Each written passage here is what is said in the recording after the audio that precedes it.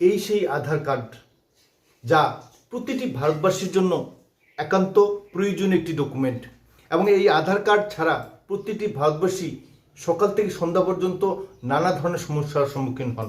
শিক্ষা, স্বাস্থ্য, চিকিৎসা, এলপিজি, বিদ্যুৎ, পরিবহন প্রতিটি ক্ষেত্রেই এই আধার কার্ড অত্যন্ত প্রয়োজনীয় একটি ডকুমেন্ট। এই আধার কার্ড হলো এমন একটা ডকুমেন্ট যা সর্বসমস্যার সমাধানকারী, কিন্তু এই সর্বসমস্যার সমাধানকারী আধার কার্ড আজ কঠিন সমস্যার মধ্যে রয়েছে। আধার ডিপার্টমেন্টের তরফ থেকে স্পষ্টভাবে জানিয়ে দেওয়া হয়েছে যে সমস্ত আধার কার্ড 10 বছর অতিক্রান্ত হয়ে গিয়েছে সেই সমস্ত আধার কার্ডগুলি অতি শীঘ্রই আপডেট করতে হবে। অর্থাৎ 10 বছর অতিক্রান্ত হয়েছে যে সমস্ত আধার কার্ড এবং এর মধ্যে যে সমস্ত আধার কার্ডগুলি আপডেট করা হয়নি সেগুলি অতি সত্বর আপডেট করতেই হবে, নতুবা এই আধার কার্ড আপনার জীবনে কোনো কাজে আসবে না। শিক্ষা, স্বাস্থ্য, পরিবহন, বিমান চলাচল, চিকিৎসা, সেই সঙ্গে এলপিজি সহ ব্যাংকিং সেক্টর ঠিকই যান না কেন এই আধার কার্ড অত্যন্ত প্রয়োজনীয় একটি বিষয়। তাই যদি এই আধার কার্ড 10 বছর অতিক্রান্ত হয়ে থাকে এবং এর মধ্যে আপনি যদি এই আধার কার্ডের কোনো ধরনের সংশোধনী না করে থাকেন, আপডেট না করে থাকেন, তবে নিশ্চিতভাবে আপনার জন্য ভারত সরকারের এই নির্দেশ মেনে চলা দরকার।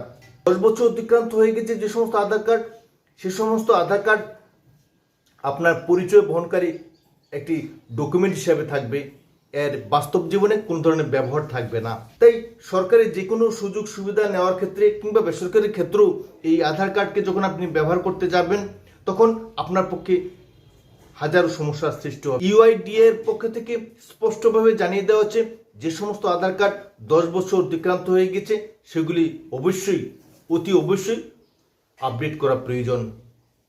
কেন প্রয়োজন? প্রিয় দর্শক বন্ধুরা,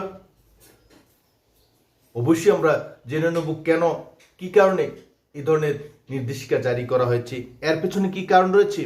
তবে তার আগে অবশ্যই অনুরোধ করব ইউটিউব চ্যানেল ফাইন্যান্স প্ল্যানারকে সাবস্ক্রাইব করে নেবেন, কারণ আপনাদের সহযোগিতায় এই ইউটিউব চ্যানেলকে এগিয়ে নিয়ে যাওয়ার সাহস যোগায়, শক্তি যোগায়। আধার কার্ড 10 বছর পূর্ণ হয়ে গেলে যে সমস্ত সমস্যার সৃষ্টি হয় এবং যার জন্য এই সংশোধনী তথা আপডেটের নির্দেশ দেওয়া হয়েছে, তার অন্যতম কারণ হলো আধার কার্ড করার সময় যে সমস্ত ফিঙ্গারপ্রিন্ট নেওয়া হয়েছিল সেই ফিঙ্গারপ্রিন্টগুলি অর্থাৎ আমাদের হাতের যে ছাপগুলি সেগুলি ব্যাপকভাবে বদলে যায়, যার ফলে পুরনো ফিঙ্গারপ্রিন্টের সঙ্গে নতুন ফিঙ্গারপ্রিন্ট যথেষ্ট অমিল হয়ে পড়ে। বেশিরভাগ ক্ষেত্রেই এই ফিঙ্গারপ্রিন্ট কাজ করে না। ঠিক তেমনিভাবে আমার আপনার প্রত্যেকের চেহারা প্রতিনিয়তই বদলে যাচ্ছে, সেখানে 10 বছর তো বিশাল সময়।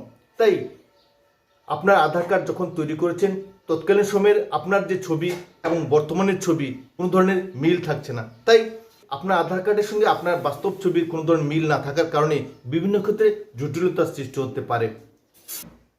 ঠিক তেমনিভাবে আপনার চোখের আইরিশও পরিবর্তিত হয়। যে সমস্ত আধার কার্ডগুলি 10 বছর অতিক্রান্ত হয়ে গেছে স্বাভাবিকভাবেই এই আধার কার্ডগুলিতে ব্যাপক পরিবর্তন হয়ে গেছে। আপনি রেশন কার্ড কিংবা অন্যত্র যখনই আপনার ফিঙ্গারপ্রিন্ট দেবেন প্রায়শই জটিলতার সৃষ্টি হচ্ছে। তাই আপনার প্রয়োজনে এই সংশোধনী প্রয়োজন, আপডেট প্রয়োজন। কোথায় আপডেট করবেন এ নিয়ে অনেকের মধ্যে প্রশ্ন দেখা দিয়েছে।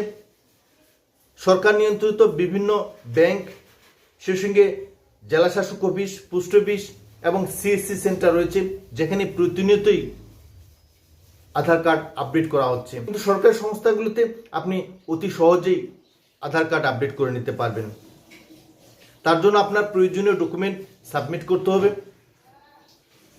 রেশন কার্ড, পুরনো আধার কার্ড, বার্থ সার্টিফিকেট, সেই সঙ্গে প্যান কার্ড কিংবা সিটিজেনশিপ আপনি ডকুমেন্ট হিসেবে ব্যবহার করতে পারেন। এইভাবে প্রত্যেকেই অনুরোধ করব ইউআইডিএ এর পক্ষ থেকে যে ধরনের নির্দেশিকা জারি করা হয়েছে, অর্থাৎ আধার কার্ড 10 বছর অতিক্রান্ত হলে অবশ্যই আপডেট করতে হবে এবং সেই নির্দেশিকা আপনার জন্য, আপনার প্রয়োজনের জন্য। আধার কার্ড শুধুমাত্র একটি পরিচয় নয়, আধার কার্ড জীবনের অঙ্গ। তাই আপনার সমস্যা সমাধান করার জন্য আপনাকে এগিয়ে আসতে হবে। প্রিয় দর্শক বন্ধুরা, আজকের এই প্রতিবেদন আপনাদের কেমন লাগলো? আধার কার্ড সংক্রান্ত এই নতুন তথ্য আপনাদের যদি ভালো লেগে থাকে তাহলে অবশ্যই তাহলে অবশ্যই বেশি বেশি করে লাইক ও শেয়ার করবেন।